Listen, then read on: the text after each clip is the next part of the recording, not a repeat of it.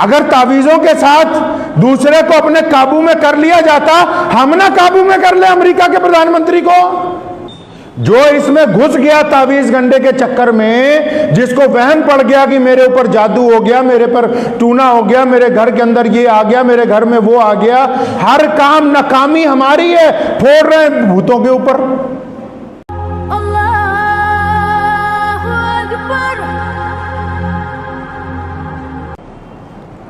कुरान पाक का नजूल तावीज लिखने के लिए तो नहीं किया गया। अल्लामा नबवी रहमतुल्लाह अलैह फरमाते हैं कि गर्चे अगर जायज भी हो तावीज पहनना लिखना, फरमाते हैं अव्वलीन ईमान का दर्जा ये है कि बंदा उसको अपने गले में किसी कीमत पर ना लटकाए और मुकम्मल तवक्कल अल्लाह की जात के ऊपर तवज्जो कर दे अपनी। कैसे नफरत का कारोबार चल रहा है जी? लोगों के दिल कमज़ोर हैं हमारे मुल्क में। मैं आपको अपना एक छोटा सा वाक़या सुनाता हूँ। हम लोग कहीं गए, हमारे एक दोस्त हैं, उनकी नई कोठी बनी थी, उसका इफ्तिताह था, दावत रखी थी उन्होंने। अब उस कोठी में जब दावत वावत से फारिग होके बाहर निकले तो मैं और मुस्तकीम भाई इकट्ठे ही थे। तो सामने वाली जो कोठी वाले थे उनको पता लगा कि शाह इमाम साहब के बेटे आए हुए हैं और इस कोठी में आज दावत इफ्तिताह है। तो वो जो गैर मुस्लिम थे, मियाँ बीवी, वो उसके पास आए कि हज़रत को बोलें कि 2 मिनट के लिए हमारे घर भी आ जाएं।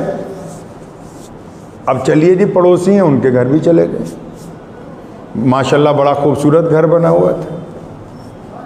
अब बैठे, हमने उन्हें कहा कुछ खाएंगे पिएंगे नहीं, उन्होंने कहा फिर भी आप थोड़ा सा जूस ले लें। तो आप यकीन माने कि हम उनकी बैठक में बैठे और बहुत मालदार लोग, बैठक बड़ी खूबसूरत बनी हुई थी जिसको ड्राइंग रूम बोलते हैं आप।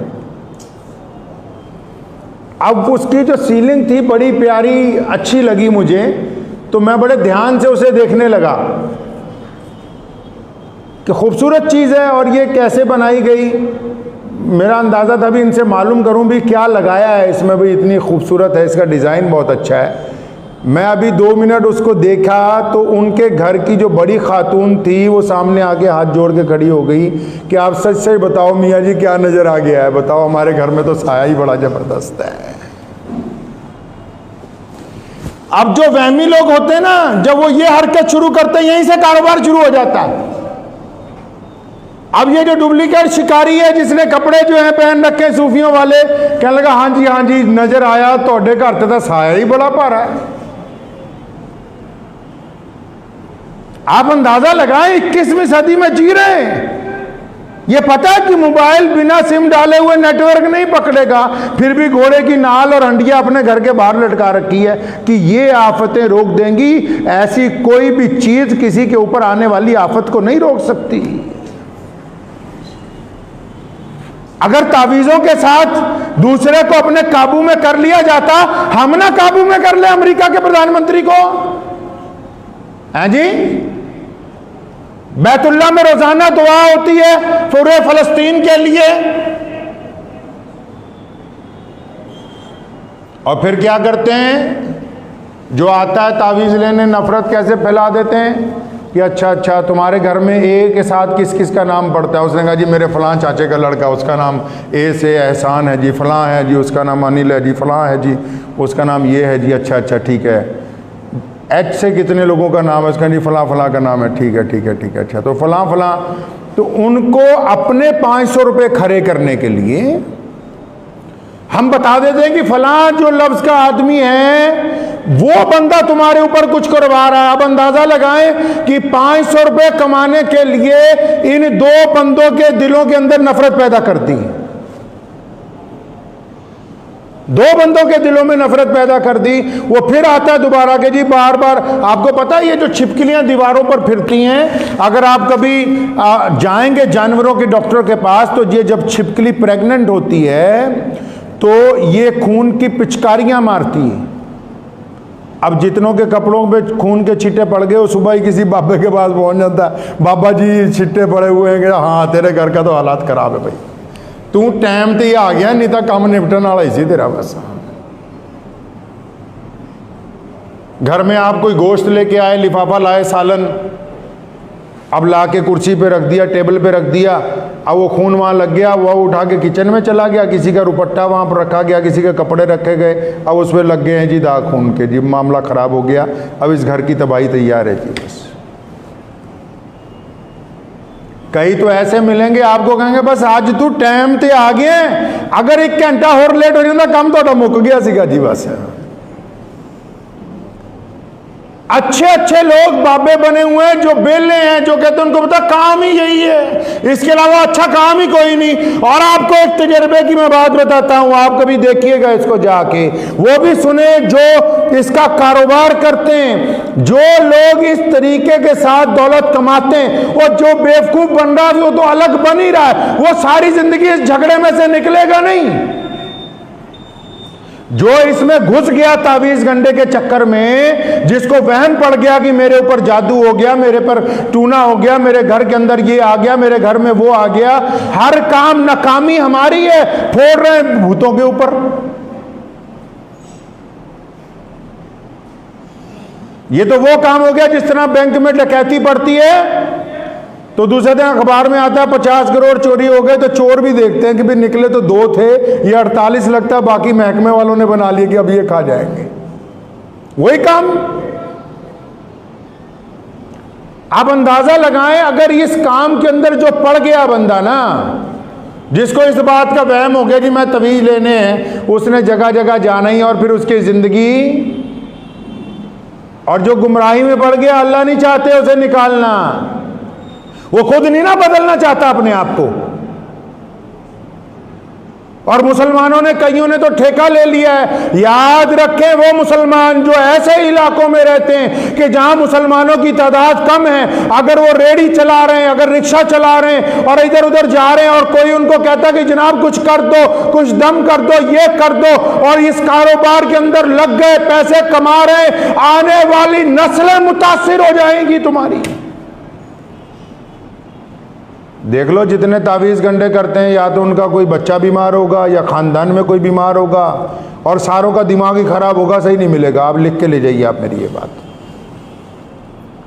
जो बंदा पैसे कमा रहा है ना इससे, उसकी बात कर रहा हूं, ले देने वाले की तो बात ही बताऊंगा आपको क्या होगा उसका।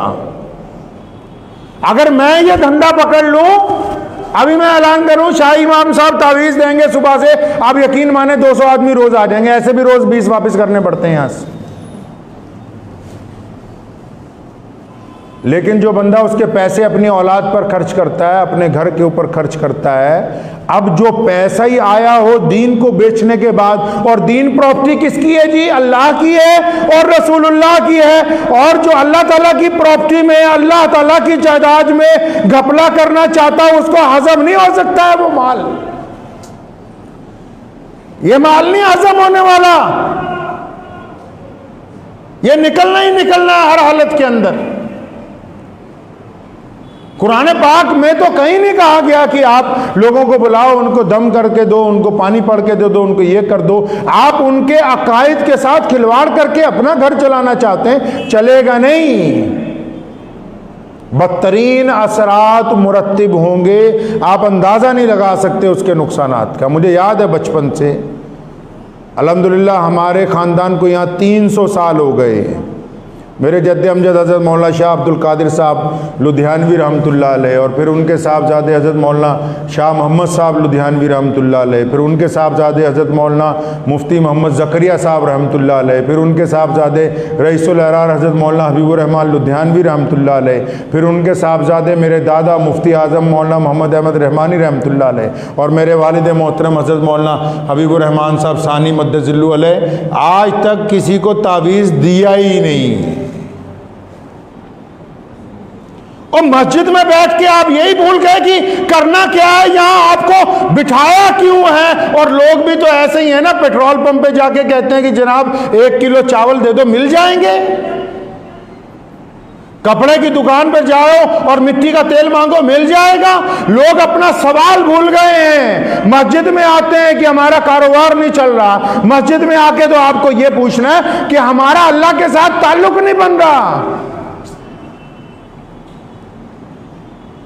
मस्जिद में आ रहे हो कि जी फलां घर में काम खराब हो गया, फलां घर में, मस्जिद में गए तो आके आपको इमाम को ये पूछना है कि हमारा और अल्लाह का ताल्लुक नहीं बन रहा। हम नमाज पढ़ते हैं, हमारा दिल नहीं लगता, हम नमाज पढ़ते हैं, हमारा जहन कहीं और होता है, हमारा किरदार अच्छा नहीं हो रहा, जो अल्लाह ताला से गुफ्तगू हो जाए। आपने सवाल ही बदल दिया, और जब सवाल बदला जवाब देने वाला भी ईमानदारी से भटक गया। वो कहता ठीक है, तुझे ऐसा सवाल लेके आया है, 500 रुपये रख गले के अंदर, तुझे अभी जवाब बढ़िया सा बना के दे रहे हैं।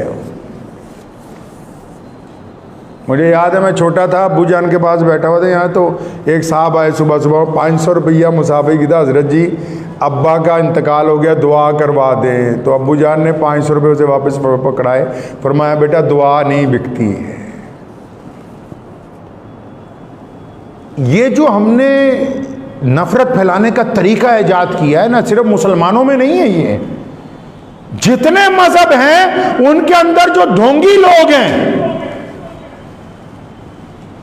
किसी ने कहा ना, नीम हकीम खतरा है जान, नीम मुल्ला खतरा है ईमान। मैं अकाल तख्त के जत्थेदार साहब से मिला तो मैंने उनको एक दिन ये बात कही, मैंने कहा इसके ऊपर काम करने की जरूरत है तमाम मजहबों के बड़े लोगों को, कि जो लोग इबादत गाहों के अंदर बैठे, क्या उनकी तालीम बहुत बेहतरीन है, और तालीम के साथ क्या उनका किरदार बहुत अच्छा है, क्या जैसा उनका दिल है वैसी उनकी जुबान है, क्या जैसा उनका पहनावा वैसा ही उनका दिल है, तब तो वो इंसानों के लिए अच्छे हैं। लेकिन अगर नीम हकीम लोगों के लिए खतरा है तो इसी तरह नीम मुल्ला भी लोगों के लिए खतरा है, अब चाहे वो किसी भी मजहब के साथ ताल्लुक रखता हो।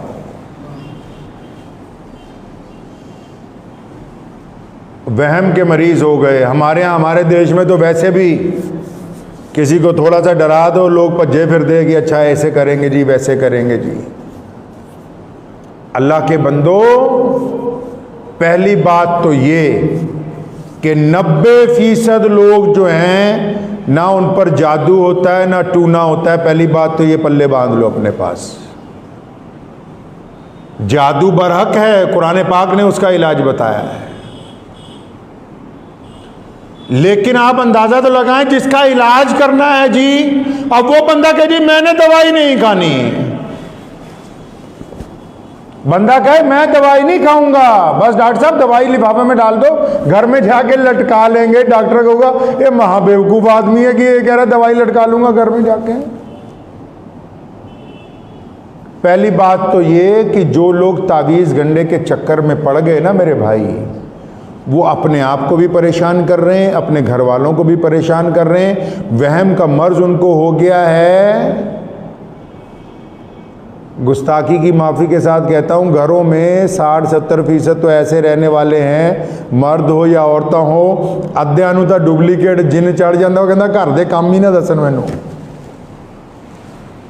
वो कहता घर वाले काम ही ना बताएं, बाबे नजर आने लग पे है जी। एक साहब मिले जी, मैं शेख फरीद साहब आते, अल्लाह अकबर। आप अंदाजा लगाओ जो बंदा ये दावा करता हो कि मेरे में आ जाते हैं बाबा जी, और बाबा जो अल्लाह का वली हो, क्या उसको ये नहीं पता कि ये नापाक आदमी इसमें आएगा कैसे? और जो अल्लाह के पास लौट गया उसने कब आना है? कुरान पाक में जिक्र है जादू का, और इलाज भी कुरान पाक में रसूलुल्लाह सल्लल्लाहु अलैहि वसल्लम ने हमें बता दिया। अब ये सुन लो बात, बिल्कुल वही मैं बार बार कह रहा हूँ कि दवाई खुद खानी होगी। डॉक्टर अगर आपको बोले, कोई बाबा कह दे जी घर जाके आ लटका दो, किला ठोक दो जी, 50,000 का सामान ले आओ जी, ये जलाएंगे जी, वो जलाएंगे जी, अल्लाह अकबर। सबसे पहले लिखा है मुहद्दिसीन ने कि अपने दिल को पहले पाक करना होगा कि नफ़े और नुकसान का मालिक कौन है? अल्लाह है। और फिर सही बुखारी की हदीस है, प्यारे रसूल सल्लल्लाहु अलैहि वसल्लम ने फरमाया कि जिस घर में सूरे बकरा पढ़ी जाती हो, जिस घर में सूरे बकरा पढ़ी जाती हो, उस घर में कोई जादू का असर नहीं हो सकता। हुण कई कहते सूरे बकरा ना पढ़नी पड़े, खुद अपनी जुबान से ना कुरान पढ़ना पड़े, दे दो लटका लो, तो फिर लटकाने से होने को वाला कुछ नहीं है। डॉक्टरों के पास जाना छोड़ देना, घर में ही रहा करें। बच्चों को बोले दवाई लेके बाहर दरख्त पे लटका दो भाई। रसूलुल्लाह सल्लल्लाहु अलैहि वसल्लम पर जब जादू किया गया तो कुरान पाक की आखिरी 2 सूरतें जो हैं, आखिरी 2 सूरतें जो हैं वो नाजिल ही इसीलिए हुई, आप पढ़िए, आपका मसला हल है। और जो लोग कुरान पाक पढ़ने के बावजूद भी इस मसले में से नहीं निकल रहे हैं तो फिर वो बदपरहेजी कर रहे हैं। क्या कर रहे हैं जी? अब एक बंदा शुगर की दवाई खा रहा है, बार बार चेक करता है शुगर हाई आ रही, दवाई सुबह दोपहर शाम खा रहा है। अरे दवाई सुबह दोपहर शाम खा रहे हो फिर भी वो अपने मुकाम पर नहीं आ रही, क्यों? पता लगा जी दवाई भी खाता है, रसगुल्ले भी खाता है, दवाई भी खाता है, बर्फी भी खा रहा है, दवाई भी चल रही है, जलेबियां भी। अब डॉक्टर कहेगा कि भाई जब तुम परहेज ही नहीं कर रहे तो फिर दवाई का तो असर नहीं होने वाला। तो अगर जादू हट ही नहीं रहा, टूना हट ही नहीं रहा, तो इसका मतलब आप जाती जिंदगी में अभी अपने गुनाहों से परहेज नहीं कर रहे हैं। आपको इलाज के साथ परहेज तो करना था, झूठ बोलने से। इलाज के साथ उन लोगों की नफरत तो दिलों से निकालनी थी जो अल्लाह और उसके रसूल का हुक्म है। इलाज के साथ जो रिस्क खा रहे हैं उसका जरिया भी तो हलाल बनाना था। अब हराम कमाई के साथ हलाल काम करने चले हैं तो कीचड़ के साथ अगर कीचड़ को धोएंगे तो सारी जिंदगी चेहरे से कोई भी सफाई होने वाली नहीं है।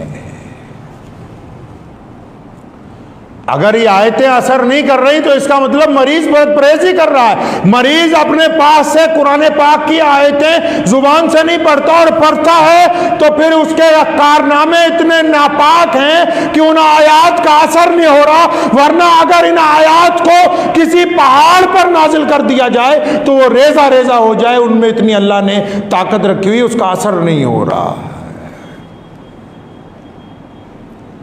अब कई गैर मुस्लिम दोस्त पूछते हैं कि जी हम तो कुरान शरीफ पढ़ते नहीं, हमें पढ़ना नहीं आता, हम जादू टूने के अंदर फंस गए हैं।